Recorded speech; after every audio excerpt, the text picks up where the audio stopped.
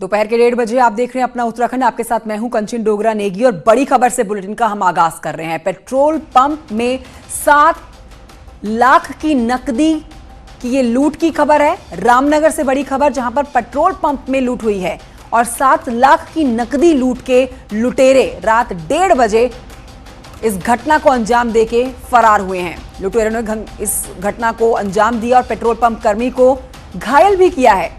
बाजपुर के नंदपुर नरका टोपा की ये घटना, हरियाणा के पूर्व सीएम के भाई के पेट्रोल पंप में लूट का ये मामला। भूपेंद्र सिंह हुड्डा के भाई हैं इंदर सिंह हुड्डा, जिनका ये पेट्रोल पंप और यहां पर ये लूट की खबर सामने आ रही है। 7 लाख की नकदी लेकर फरार हो चुके हैं यहां पर लुटेरे। गोविंद पाटनी ज्यादा जानकारी के साथ इस खबर पर मौजूद है। गोविंद, विस्तार से पूरी खबर बताइए, कब इस लूट की घटना को अंजाम दिया गया? कंचन, आपको बताना चाहूंगा, ये कल रात 1:30 बजे की घटना है और उसमें जो है 2 युवक पहले आते हैं कि उन्हें तेल भराना है। ये कह के वो पेट्रोल पंप में आते हैं और पेट्रोल पंप खुलवाते हैं। उसके बाद जो कर्मी वहां पर होता है उसको उसके साथ मार करते हैं और उसको जो है जो उनके पास पिस्टल थी उसकी बट से उसको घायल किया जाता है। उसके बाद तीसरा एक शख्स आता है जो वहाँ की अलमारी और ये सब तोड़ता है और शनिवार और इतवार का जो कैश होता है वो करीब 7 लाख रुपए था, जिसको वो उठा के वहां से ले जाता है। जी कंचन। गोविंद पाटनी, यहाँ पर सीसीटीवी कैमरे तो लगे होंगे, तो पुलिस को सीसीटीवी कैमरे में अब तक कुछ मिला या नहीं? देखिए कंचन, एक तो कोरोना का भय है, दूसरा कई चीजें हैं जिसके कारण इन लोगों ने अपने मुंह पे जो है मास्क बांधे हुए थे और सीसीटीवी कैमरे में ये पूरी घटना कैद हुई है जिसको पुलिस और एसओजी खंगाल रही है। जी कंचन। शुक्रिया आपका गोविंद पाटनी इस जानकारी के लिए। बढ़ते हैं आगे रामनगर से अब देहरादून की तरफ। यहां से भी एक बड़ी खबर है, कैबिनेट के क्वारंटीन से जुड़ी बड़ी खबर, जहां पर अब कैबिनेट को क्वारंटीन करने के मामले में नया पेंच आ रहा है। हाई रिस्क लो रिस्क का ये फंसा हुआ पेंच है। डीएम देहरादून ने गोपन हेल्थ को भेजा है पत्र।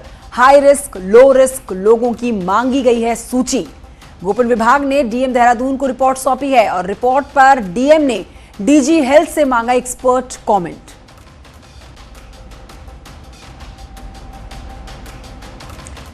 वहीं आपको बताएं कि मंत्री सतपाल महाराज के कोरोना पॉजिटिव मिलने के बाद अब सीएम समेत पूरी कैबिनेट होम क्वारंटीन है। कैबिनेट मंत्री मदन कौशिक ने कहा कि डीएम का आदेश आने तक फिलहाल पूरी कैबिनेट होम क्वारंटीन रहेगी। तो डीएम के अगले आदेश तक का इंतजार, जब तक अगला आदेश नहीं आता तब तक कैबिनेट मंत्री की तरफ से, मदन कौशिक की तरफ से यह जानकारी दी गई है, पूरी कैबिनेट जो है होम क्वारंटीन रहेगी। और हमारी जब मदन कौशिक जी से बात हुई थी तो उन्होंने शाम तक का समय बताया था कि शाम तक ये आदेश जो है वो आ सकता है। सतपाल महाराज जिनके कोरोना पॉजिटिव पाए जाने के बाद ये बड़ी खलबली दिखती हुई नजर आ रही है। होम क्वारंटीन है इस समय। मुख्यमंत्री त्रिवेंद्र सिंह रावत, साथ ही तमाम कैबिनेट के मंत्री, बीते कुछ दिनों पहले बैठक हुई थी जिसमें सतपाल महाराज मौजूद थे और अब तक जो जो उनके संपर्क में आया है वो सब कोरोना पॉजिटिव रिपोर्ट सामने आ रही हैं। फिलहाल होम क्वारंटीन को लेकर ये पेंच जो फंसा हुआ है, इस पर स्पष्टीकरण अब तक नहीं आ पाया है। हाई रिस्क लो रिस्क लोगों की सूची मांगी गई है और इस बीच डीएम देहरादून को रिपोर्ट जो है वो सौंपी गई है। डीजी हेल्थ से ये इस पर पूरा हेल्थ कमेंट भी मांगा है डीएम ने। लेकिन इस बीच ये बड़ी अपडेट ही है कि क्वारंटीन होने को लेकर पेंच फंसा हुआ है। उत्तराखंड में लगातार बढ़ते हुए मामले और कोरोना का अब उत्तराखंड सरकार के अंदर पहुंच जाना, जहां पर कैबिनेट के कई मंत्री जो इस समय होम क्वारंटीन है। सुनील नप्रभात और जानकारी के साथ मौजूद है। सुनील नप्रभात, सबसे पहले आपसे समझना चाहेंगे क्वारंटीन को लेकर आखिर ये पेंच फंसा क्यों हुआ है? शाम तक डीएम की रिपोर्ट आनी है, उसका सबको इंतजार है, अगला आदेश क्या होता है उनका?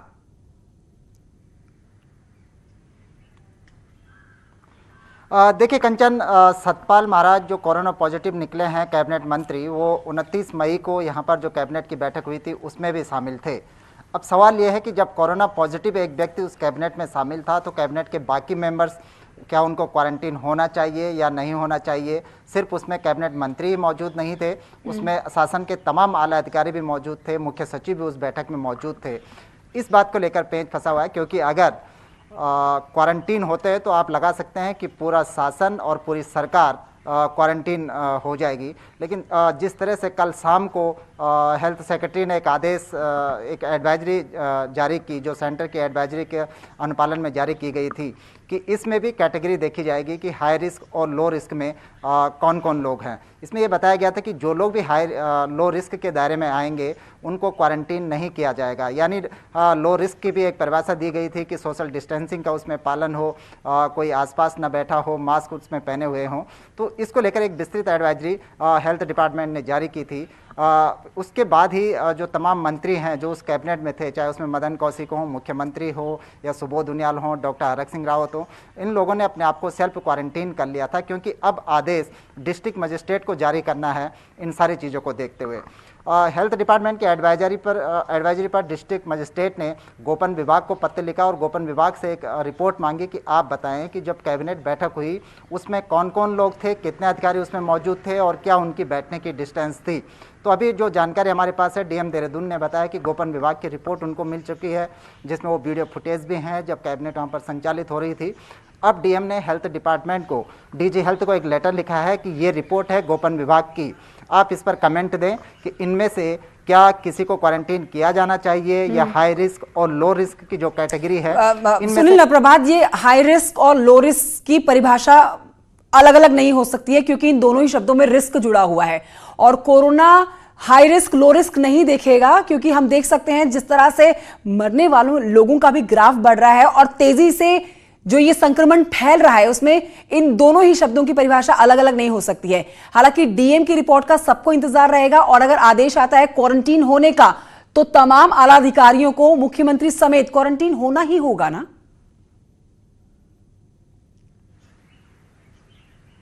बिल्कुल कंचन, अभी भी क्वारंटीन है। जैसे कि शासकीय प्रवक्ता मदन कौशिक ने अभी बताया कि वो सेल्फ क्वारंटीन है। सुबोध उनियाल पहले ये बात कह चुके हैं कि वो अगले 7 दिन तक क्वारंटीन रहेंगे, चाहे हेल्थ डिपार्टमेंट या डिस्ट्रिक्ट एडमिनिस्ट्रेशन कुछ भी कहें। डॉक्टर हरक सिंह रावत क्वारंटीन में है और शासकीय प्रवक्ता मदन सिंह कौशिक ने यह भी बताया कि खुद मुख्यमंत्री भी क्वारंटीन में है। सभी को ये इंतजार किया जा रहा है कि डीएम की जो भी गाइडलाइन होगी उनको फॉलो किया जाएगा। अगर डीएम कहेंगे कि मंत्रियों को क्वारंटीन होने की ज़रूरत है तो मंत्री क्वारंटीन होंगे, और अगर डीएम कहेंगे कि वो लो रिस्क कैटेगरी में है, अपना कामकाज कर सकते हैं, क्वारंटीन होने की ज़रूरत नहीं है, तो फिर उसका भी अनुपालन किया जाएगा। लेकिन इतना ज़रूर है कि एक मंत्री की चूक के कारण पूरी सरकार, वाकई में ये एक मंत्री की चूक है। और सुनील, इस बात को ऐसे भी समझा जा सकता है कि एक तरफ हो जाती है आम जनता, प्रदेश की जनता, जिसकी बड़ी जिम्मेदारी सरकार के ऊपर है, और दूसरी तरफ होते हैं कैबिनेट मंत्री जो अब खुद पॉजिटिव होते हुए नजर आ रहे हैं, होम क्वारंटीन उनको होना पड़ रहा है। हम इन दोनों ही चीजों को समझे तो दोनों जगह पर अब इस तरह से रिस्क बढ़ा है कि सरकार के लिए चुनौतियां और काम और रिस्क दोनों ही स्तर पर बहुत ज्यादा है कि खुद को भी सिक्योर रखना है, खुद को भी कोरोना से बचाना है संक्रमित होने से, और प्रदेशवासियों की भी चिंता है।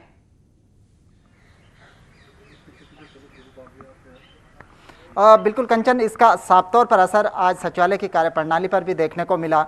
सचिवालय संघ जो है उन्होंने एक ऐलान किया है कि कार्मिक अगले 3 दिन तक सचिवालय में नहीं आएंगे, वो कामकाज नहीं करेंगे, वो होम क्वारंटीन रहेंगे, और इस बीच सचिवालय को सैनिटाइज किया जाए, ये उनकी मांग है। आज हमने देखा कि सचिवालय में कामकाज ना के बराबर रहा, बहुत कम कर्मचारी वहाँ पर पहुँचे, बहुत कम अधिकारी वहाँ पर पहुँचे। IAS ऑफिसर हमने इक्का दुक्का ही सचिवालय में देखे, उसके अलावा वहाँ पर कोई नजर नहीं आया।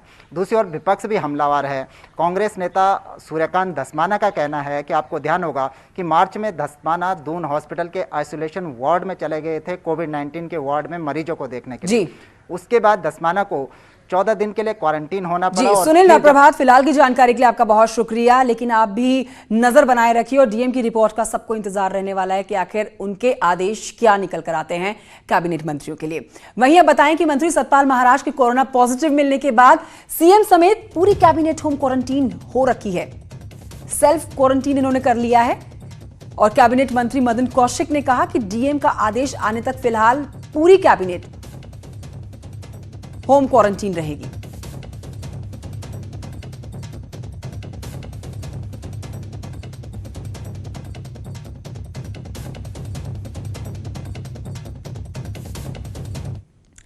बढ़ते हैं आगे, अब आपके सामने प्रदेश की कोरोना अपडेट बता देते हैं, जहां पर प्रदेश में कुल आज जो नए मामले आए हैं वो 106 हैं, देहरादून में 45 नए मामले, कुमाऊं में 31। ये नए मामले सामने आए हैं 106। प्रदेश के कुल कोरोना मरीजों की संख्या हो गई है 908।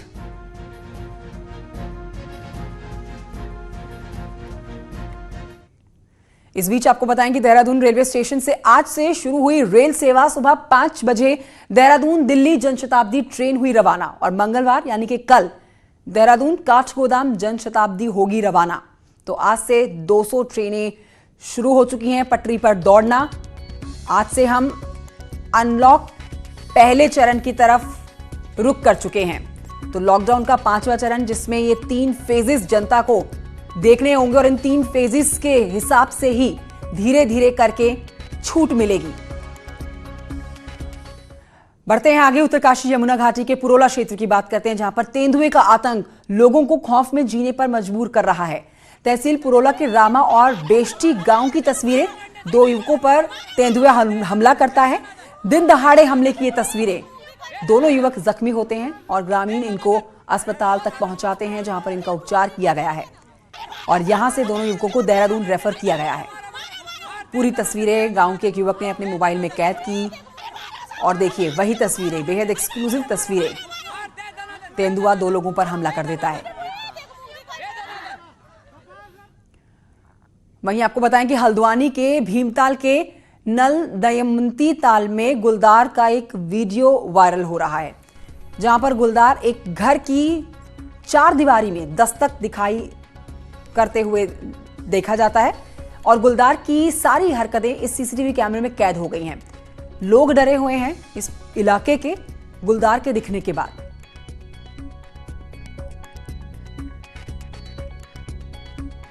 तो ये आबादी वाला इलाका जहां पर ये गुलदार घुस गया है और ये सीसीटीवी कैमरे की तस्वीरें आपके सामने। गुलदार की चहलकदमी सीसीटीवी कैमरे में कैद हुई है। ये तस्वीरें सामने आने के बाद इस पूरे इलाके के लोग दहशत में डरे सहमे।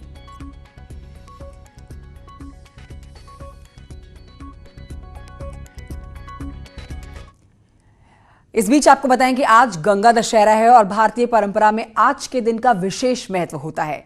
आदिकाल में श्राप से मुक्ति और अपने पितरों के मोक्ष प्राप्ति के लिए राजा भगीरथ गंगा को भूमि पर लेकर आए थे। पौराणिक मान्यताओं के अनुसार आज के दिन हरिद्वार में गंगा स्नान महापुण्य और फलदायी माना जाता है। हर की पौड़ी पर प्रतिबंध हो मगर बावजूद इसके श्रद्धालु गंगा के दूसरे घाटों पर स्नान करते हुए देखे गए। किसी व्यक्ति को भिक्षा न दे। भगीरथ वंश के जो उद्धार हुआ था उसके उपलक्ष्य में और कुछ अन्य बातें भी बताई गई है, जो कि इसके बताती हैं कि गंगा दशहरा का परम पुण्य है। इसके हिसाब से कहते हैं कि इस दिन का विशेष महत्व इस तरह भी है कि इस तरह के सुबह जल्दी के स्नान से आज के दिन सभी देवी देवता गंगा दशहरे पे स्नान करते हैं और बहुत ही पावन दिन रहता है इस दिन। यही महत्व होता है गंगा दशहरा का।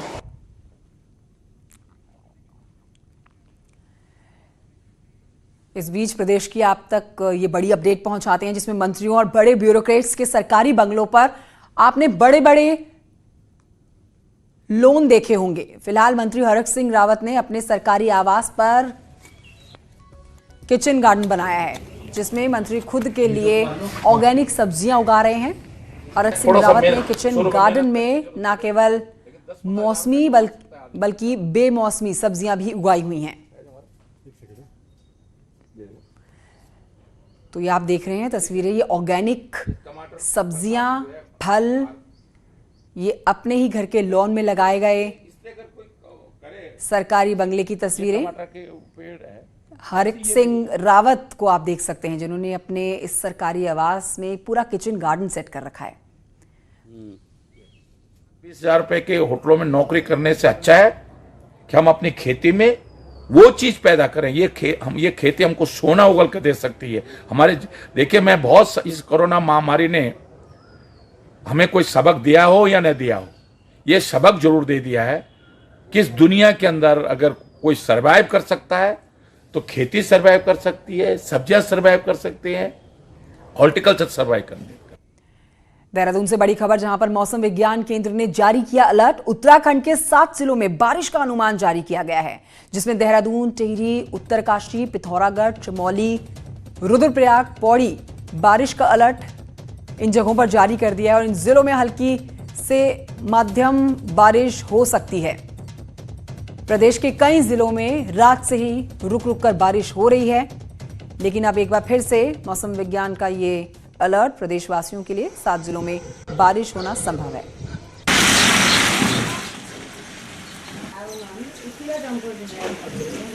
चिलचिलाती गर्मी से लोगों को राहत मिल चुकी है। पूरे उत्तराखंड में लगातार पिछले 2 दिनों से बारिश हो रही है। तब भी मौसम विज्ञान ने पूर्वानुमान जारी किया था कि कई इलाकों में तेज बारिश होगी, ओलावृष्टि होगी, और पूर्वानुमान बिल्कुल सटीक साबित हुआ।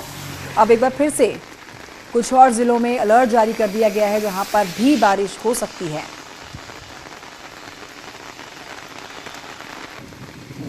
बीते कुछ दिनों से लगातार पड़ती तेज गर्मी से प्रदेशवासी चाहते थे कि बारिश हो और मौसम सुहाना हो, और इंद्र देवता हुए हैं खुश। उत्तराखंड वासियों पर एक बार फिर से मौसम विज्ञान का पूर्वानुमान, कुछ और इलाकों में बारिश होने का। बिल्कुल पीछे बोला था हम लोगों ने कि 28 से जो एक्टिविटी शुरू होगी प्रदेश में और तापमान उसकी वजह से गिरेंगे, तो वो चीज़ बिल्कुल देखने में मिली है।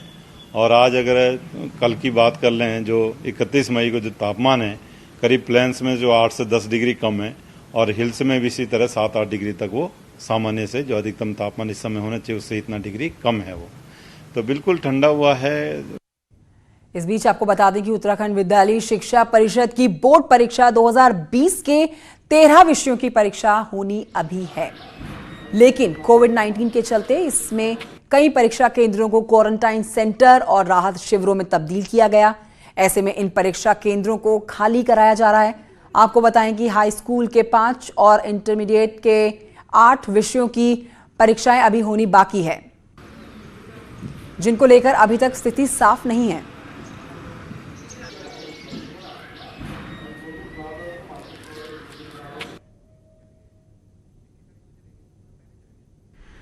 हमारे काफ़ी विद्यालय क्वारंटाइन सेंटर या राहत शिविर बने हुए हैं, उनको भी खाली कराने की कार्रवाई गतिमान है, और आवश्यकता पड़ने पे परीक्षा केंद्र के नज़दीकी विद्यालय को भी हम लोग अधिग्रहित करेंगे और उसमें परीक्षा कराएंगे।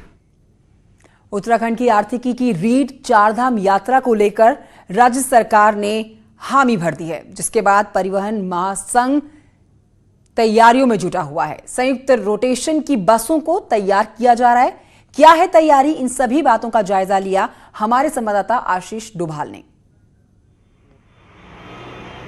8 जून से धार्मिक गतिविधियां उत्तराखंड में शुरू होने जा रही हैं, और सबसे बड़ी उम्मीद जो है चारधाम यात्रा को लेकर है। न्यूज़ 18 लगातार इस मामले को उठाता रहा, और अब जाके सरकार जागी है और इस पर फैसला लेने जा रही है। हमारे साथ परिवहन महासंघ के अध्यक्ष मौजूद हैं, उनसे जानते हैं किस तरह की गतिविधियां 8 जून से होंगी। सर, आपका स्वागत है। जो है न्यूज़ 18 ने उठाया, उसके लिए मैं आपका धन्यवाद देना चाहता हूँ। क्या गतिविधियां रहेंगी चारधाम यात्रा को लेकर? देखिए, अभी जो राज्य सरकार द्वारा अभी एक गाइडलाइन आई है, गाइडलाइन तो नहीं आई है, लेकिन उन्होंने अभी पत्र उससे माध्यम से जो ज्ञात हुआ है कि 8 जून से जो है धार्मिक गतिविधियाँ चालू हो जाएंगी। अगर धार्मिक गतिविधियाँ चालू होती तो सबसे पहले जो है चारधाम का नंबर आता है। अगर चारधाम यात्रा चालू होती है, क्योंकि चारधाम यात्रा जो है हमारे उत्तराखंड के परिवहन की रीढ़ है, चाहे वो परिवहन हो चाहे पर्यटन हो। अगर चारधाम यात्रा चालू होता है तो एक बहुत अच्छा मैसेज जो है पूरे देश भर में जाएगा, और यात्रा अगर अच्छी चलती है तो निश्चित तौर पे जो है आपके परिवहन व्यवसायी और जो पर्यटन व्यवसायी है उनको बहुत लाभ होगा। कैसे इंक्वायरी मिल रही है अभी? कितनी इंक्वायरी आ रही है? अभी तो जैसे मैं आपको बताना चाहूँगा कि जो जून में हमारी बुकिंगें थी, जो मध्य जून की बुकिंगें थी, वो अभी कैंसिल नहीं हुई थी। कई लोगों ने अभी सोचा था कि अब देखते हैं क्या होता है। तो निश्चित तौर पर अगर वो ये चारधाम यात्रा चालू होती तो वो बुकिंगें जो है पुनः अपने उस पर रूटीन पे आ जाएंगी, और यात्रा चालू पे मतलब बहुत अच्छा प्रभाव पड़ेगा और यात्रा चालू होगी। आपकी कैसी तैयारी है? देखिए, हमारी वैसे उस प्रकार की तैयारी तो नहीं हो पाई जिस तरह हम चाहते थे, लेकिन अब हम जो हमारे वाहन है उनको फ्री रखेंगे। जो भी यात्री आना चाहेगा वो अपने स्वेच्छा से, जो उसे गाड़ी पसंद आएगी अपने हिसाब से, तो उसको लेके जाएगा। तो आप देख सकते हैं कि परिवहन महासंघ पूरी तरह से तैयार है, और यहाँ जितनी 1500 से ऊपर जो बसें हैं, हाईटेक बसें हैं, उनको तैयार किया जा रहा है 8 जून के लिए, जिससे यात्रा प्रारंभ हो सके और एक नई उम्मीद जो है वो उत्तराखंड में आए। ऋषिकेश से आशीष डोभाल, न्यूज़ 18। अल्मोड़ा जिले में आजीविका परियोजना द्वारा सैकड़ों स्वयं सहायता समूह बनाए गए हैं, और इन समूहों ने हर्बल चाय, बिस्किट, जैम, जूस बनाना शुरू किया है, जिनकी मांग भी तेजी से हो रही है। अब प्रवासी खुद ही अपनी योग्यता के अनुसार पहाड़ी उत्पादों की मार्केटिंग शुरू कर रहे हैं। रिपोर्ट देखिए। पहाड़ में जड़ी बूटी सहित हर्बल और ऑर्गेनिक उत्पाद हैं, लेकिन बाजार नहीं मिलने के कारण उत्पादन को बाजार में नहीं बेच पाते हैं, जिसमें हर्बल टी, मसाले, जैम सहित पहाड़ के कई लोकल उत्पाद शामिल हैं। अब आजीविका परियोजना की नजर प्रवासियों पर है, जो इन उत्पादों को नई ऊंचाइयों तक पहुंचा सकते हैं। हमारा जो लोकल उत्पाद है, हम लोगों ने कहीं उसमें 10-15 हमारे उद्योग यहाँ पे अल्मोड़ा जिले में चल रहे हैं, उनको हम प्रोसेस करके, पैकेजिंग करके, ग्रेडिंग करके, सॉर्टिंग करके पैक कर रहे हैं और बेचने का प्रयास कर रहे हैं। अगर बेचने में वो हमारी हेल्प कर सकते हैं तो उनका हम स्वागत करते हैं। और कुछ लोग हमारे साथ ऐसा काम करने भी लग गए। अभी हमारे साथ कई लोग ऐसे हैं जो 50,000, 60,000 इस तक का ऑर्डर भी लेके हमें हमारी सहकारिताओं को दे रहे हैं। अब कोरोना संक्रमण में ये भी नहीं पता कि कब तक मैदानों में जाकर काम मिलेगा, इससे युवा परेशान हैं। कुछ युवा तो आजीविका परियोजना से जुड़कर मार्केटिंग का काम कर रहे हैं और एक युवक ने तो एक सप्ताह में ही 10,000 का सामान बेच दिया है और हजारों की डिमांड भी ले ली है। हल्दी, मिर्च, धनिया, अचार, बुरास का जूस और जो भी ज़रूरत की चीज़ें उनकी, जैसे कीवी का जैम, एप्पल का जैम, ये सब हम प्रोवाइड करवा रहे हैं अभी होम डिलीवरी में। अभी हम करीब 10,000 रुपये का एक हफ्ते के अंदर होम डिलीवरी का ऑर्डर लिया हुआ है और आपका करीब 50 से 60,000 रुपये का मेरे को लगता है कि अगले 1-2 हफ्ते के अंदर हम इसको और बढ़ा लेंगे। अगर आपके पास हुनर है तो रोजगार की कमी नहीं है और यही कारण है कि अब प्रवासी युवाओं ने पहाड़ में ही ऑर्गेनिक उत्पादों को बाजार में बेचना शुरू कर दिया है। इससे जहां युवाओं को रोजगार मिलेगा, वहीं पहाड़ी उत्पादों की मांग भी बढ़ेगी। न्यूज़ 18 के लिए अल्मोड़ा से किशन जोशी की रिपोर्ट। बढ़ते हैं आगे। कोरोना काल में जब भीड़भाड़ से लोग बचने लगे हों, सोशल डिस्टेंसिंग जरूरी हो, तब प्रकृति के करीब, प्रकृति की गोद में रहने का आनंद कौन छोड़ना चाहेगा। उत्तराखंड फॉरेस्ट डिपार्टमेंट अब इसी लीग पर काम कर रहा है, जहां लोगों को क्वारंटीन टूरिज्म की फीलिंग आएगी। रिपोर्ट देखिए।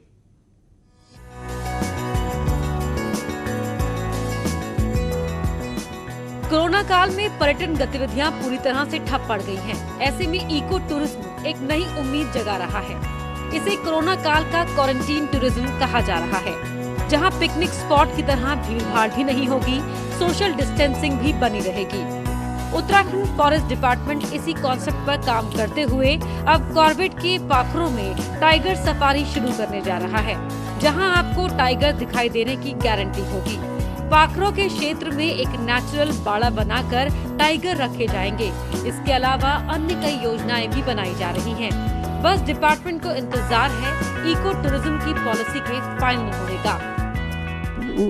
इको टूरिज्म अच्छा हो सकता है और अभी जो चल रहा है उसी के दौरान जो है वो इको टूरिज्म भी काफ़ी ये है, लेकिन at the same time eco tourism policy जो है प्रदेश या देश में अभी फाइनल नहीं हुआ है।